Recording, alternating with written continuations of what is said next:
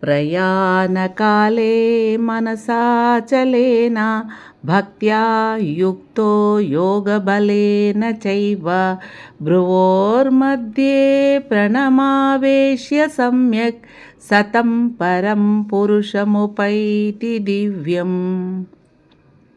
प्रयाणकाले मनसाचलेन भक्त्या युक्तो योगबलेन चैव भ्रुवोर्मध्ये प्रणमावेश्य सम्यक् सतं परं पुरुषमुपैति दिव्यम्।